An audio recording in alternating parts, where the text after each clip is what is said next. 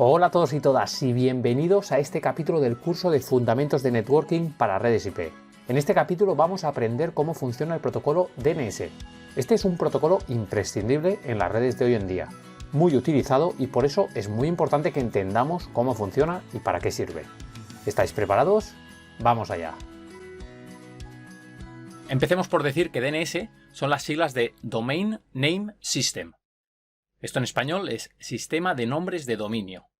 Bueno, esto a mí personalmente no me dice nada, ¿vale? Vamos a ver en qué caso esto lo utilizaríamos. Imaginemos este escenario. Tenemos el router doméstico, un PC conectado a la red de casa, este router doméstico que nos da el acceso a Internet, y en Internet, entre otras muchas cosas, tenemos Google. Suponemos que desde el PC abrimos un navegador y escribimos www.google.es. Esto lo hacemos todos los días, ¿no? ¿Qué creéis que es lo que pasará a partir de aquí? Bueno, a nivel de capa de aplicación HTTP, lo que pretendemos al escribir www.google.es es lanzar una petición HTTP con un GET de esta página, de www.google.es. Pero, bueno, esto es a nivel de aplicación. Este GET. Luego esto pasará a la capa de transporte, se encapsulará, luego a la capa de red se volverá a encapsular, capa de enlace de datos, otra vez se encapsula y por fin ya se envía a nivel de bits. Pero vamos a pensar en una capa en concreto, en la capa de red. En la capa de red se va a encapsular, he dicho. Y ya sabemos que en la cabecera de la capa de red va, entre otras cosas, la dirección IP origen y la dirección IP destino.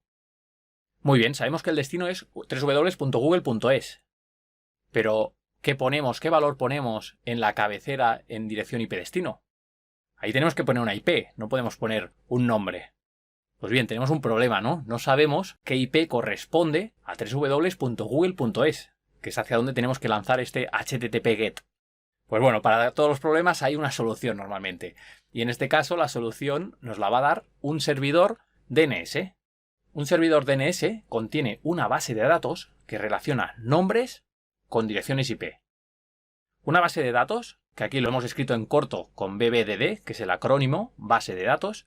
Una base de datos, por si no lo sabéis, lo explico muy rápido, va a ser un conjunto de ficheros con todo un conjunto de información que nos facilita la búsqueda y la escritura de información, ¿vale? Pensadlo algo así como un archivo de los de antes, bueno, que aún existen, donde hay un montón de documentos y ese archivo está organizado en carpetas y en subcarpetas, de modo que uno puede hacer una búsqueda y encontrar información de forma rápida. Una base de datos sería esto, pero en formato digital, ¿vale? En un computador. Pues el servidor DNS, en concreto, esta base de datos lo que va a tener es información que relacionará nombres con IPs, ¿vale? Así que ahora vamos a ver en detalle lo que en realidad sucederá antes de ese GET, que ya hemos visto que aún no podemos enviarlo porque aún no tenemos la dirección IP destino de Google. Aquí en este escenario yo ya os he puesto la IP, que me la he inventado, de Google, ¿vale? Pero bueno, el ordenador no la sabe. Así que el ordenador lo que hará, lo primero de todo que hará, cuando el usuario escriba www.google.es y pulse intro, se va a producir una petición DNS. Esa petición DNS lo que hará es preguntar qué dirección IP tiene www.google.es. Y esta petición DNS, esto es importante, ¿a dónde creéis que se enviará? Viendo el escenario podríamos pensar que se enviará a Google, ¿no? Y le preguntaríamos a Google, oye, ¿qué dirección tiene? Pero esto es un contrasentido, porque si no sabemos la dirección IP de Google, ¿cómo le vamos a enviar algo a Google? ¿Cómo le vamos a enviar esta petición DNS? Esta petición DNS va a necesitar también una cabecera IP con una dirección IP destino. Vale, pues ahora vemos que no lo podemos enviar a Google. En realidad ya lo hemos dicho, lo vamos a enviar a un servidor DNS. Así que esta petición DNS se hace contra un servidor DNS, vamos a imaginar que es la 4.2.2.2, que este sí que es un servidor DNS real, y lo podéis configurar en vuestro equipo y veréis que funciona. Y por lo tanto, esta petición DNS en la cabecera IP va a tener como IP destino la del servidor DNS, la 4222. Y aquí nos podríamos preguntar, ¿de dónde saca este equipo la dirección IP del servidor DNS? ¿Cómo sabe a quién tiene que preguntarle esto? ¿No? Porque os he dicho la 4.2.2.2, pero ¿por qué esta y no otra, no? ¿Y de dónde la ha sacado? Bueno, esto forma parte de la configuración IP que se aplica a una interfaz de red, ¿vale? En el sistema operativo. Del mismo modo que le asignamos una IP, una máscara y una puerta de enlace, le asignaremos también una dirección IP del servidor DNS. Si alguna vez habéis configurado manualmente una interfaz de red en Windows, seguro que esto ya os resulta familiar. Y es en este campo donde le asignaremos el valor de la IP del servidor DNS que queremos utilizar. Así que ahora ya sabemos que cuando un equipo quiere traducir un nombre a una IP, lanzará una petición DNS contra el servidor DNS que tenga configurado a nivel de sistema operativo para esa interfaz de red. Muy bien, seguimos con nuestro ejemplo. Esto se va a enviar, le va a llegar al servidor DNS. El servidor DNS buscará en su base de datos el nombre www.google.es. Va a encontrar que la dirección de www.google.es es la 216.58.214.163 y responderá dándole esta información al peticionario. Muy bien, en este momento el PC ya sabe a quién tiene que enviarle la petición de HTTP GET. Lo que hará en realidad primero es hacer el three-way handshake. Ya sabemos que antes de establecer una conexión TCP necesitamos realizar el three-way handshake. Bueno, haremos el three-way handshake y una vez realizado, entonces sí, ya le podremos enviar el HTTP GET www.google.es con IP destino, la que nos ha indicado el servidor DNS.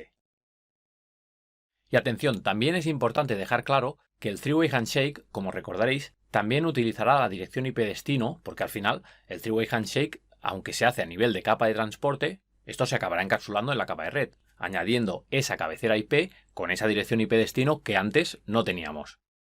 Así que para el three-way handshake también era imprescindible tener esa información, ¿vale? Tener la IP destino contra la cual queremos iniciar esa conexión. Así que una vez realizado el three-way handshake, ya podemos enviar este HTTP GET y esto le llegará a Google y Google nos responderá con la web que hemos solicitado. Así que como resumen, lo que quiero es que quede claro que el DNS lo que hace en esencia es traducir nombres a direcciones IP. También lo puede hacer en otro sentido, pero no es tan habitual, así que, bueno, de momento no nos quedemos con eso. Nos quedamos con el caso de uso más habitual, que es que tenemos un nombre, que es lo que los humanos tenemos facilidad para memorizar, el texto, y lo podamos escribir en alguna aplicación y de algún modo eso se acabe traduciendo a una IP, porque en realidad Internet funciona con IPs, no con nombres. Y aquí tenemos todo un conjunto de ejemplos, que algunos son inventados también, de nombres que luego se acabarán traduciendo a IPs. Y vemos que esos nombres no siempre van a ser páginas web, ¿vale? Puede ser también un servicio de correo o un servicio FTP, de transferencia de ficheros, ¿vale? Cualquier tipo de nombre se puede traducir a una IP. Eso sí, los nombres tienen que seguir un código, una nomenclatura, o sea, no se puede poner según qué tipo de caracteres y tal, pero bueno, no vamos a entrar en ese detalle. Quedaos con la idea fundamental de que los humanos trabajamos con nombres, Internet, los routers, trabajan con direcciones IPs y el protocolo DNS es la interfaz que nos permite traducir de un lado a otro. ¿De acuerdo? Y antes de acabar, quiero daros un par de datos que ahora que ya entendéis de forma general la función que realiza este protocolo, tiene sentido explicarlos para que los pongáis en contexto. No sé si os habréis fijado, pero desde el principio, aquí a la derecha, aparece la capa de aplicación como seleccionada, ¿no? Como enmarcada en este marco rojo. Esto lo hice porque el protocolo DNS trabaja a nivel de esta capa. DNS es un protocolo de la capa de aplicación. Sabiendo eso, ya podemos estar seguros de que se va a encapsular a nivel de las capas inferiores. De hecho, recordaréis que ya he comentado que una petición DNS, cuando se envía, debe tener también una dirección IP destino, que va a ser la del servidor DNS que tengamos configurado en el equipo. Pues bien, esa dirección IP destino es necesaria como parte de ese proceso de encapsulación que sucederá en las capas inferiores. Lo más relevante a nivel de las capas inferiores para el protocolo DNS es lo que sucederá en la capa 4, la capa de transporte. En general, cuando os hablen de un protocolo nuevo que no conozcáis y os digan que es un protocolo de la capa de aplicación, una de las primeras dudas que os debería venir a la cabeza es: ¿el protocolo corre sobre TCP o sobre UDP? Y esto es muy importante, y en gran medida será un caso u otro, o sea, será TCP o será UDP, en función del tipo de servicio que ofrezca ese protocolo. Puesto que ya explicamos que el protocolo TCP es confiable y orientado a conexión, con lo cual nos ofrece cierto nivel de confiabilidad en cuanto al envío y a la recepción de datos. Y en cambio el protocolo UDP no es confiable ni orientado a conexión, así que no garantiza la entrega de los paquetes ni la corrección de errores. Tampoco los ordena, así que será interesante solo para aquellos casos en los que no necesitemos estas funciones. Con todo esto en mente, volvamos al tema que nos ocupa, el DNS. Y os hago una pregunta. ¿sobre qué protocolo creéis que funcionará DNS normalmente? ¿Sobre UDP o sobre TCP? Pensadlo un momento. Bien, DNS normalmente funcionará sobre UDP. Y tiene cierta lógica, puesto que lo habitual es que tanto las peticiones como las respuestas DNS sean de un tamaño pequeño, de modo que caben perfectamente en un solo envío de datos sin necesidad de partirlo en varias partes. Con un solo paquete se puede enviar la petición y con otro se puede enviar la respuesta. Así que no tiene mucho sentido establecer una conexión con el Three-Way Handshake, luego enviar la petición con una cabecera grande como es la cabecera TCP con números de secuencia y finalmente finalizar la conexión, cuando en realidad toda la comunicación se resume en 2 datagramas, en una petición y en una respuesta. ¿Os dais cuenta, no? De que en este caso en concreto, si utilizáramos TCP en lugar de UDP, esto supondría un incremento muy grande de la cantidad de información a enviar. Y la mayoría de esta información no sería propia del protocolo DNS, sino del protocolo TCP, para crear y gestionar las conexiones. Entonces no tiene sentido, es generar mucho tráfico para algo muy pequeño, ¿vale? Y para dar unas funciones que no son imprescindibles, porque si no nos garantizan la entrega y la recepción de la petición, no pasa nada, porque volveremos a hacer otra petición. No es crítico. No tiene mucho sentido implementar control de errores, control de flujo, poder ordenar los diferentes paquetes de esta comunicación, porque al final es solo eso, una petición y una respuesta. Y por este motivo, DNS en la mayoría de los casos corre sobre UDP. Un ejemplo de caso en el que DNS correría sobre TCP es cuando la respuesta contiene mucha información y requiere partirla en varios trozos. Ahí sí que tiene sentido y tiene esta necesidad y por lo tanto se hace así. En ese caso, correría sobre TCP, pero este no es para nada el caso habitual. Así que pensar siempre en DNS como un protocolo de la capa de aplicación que corre sobre UDP.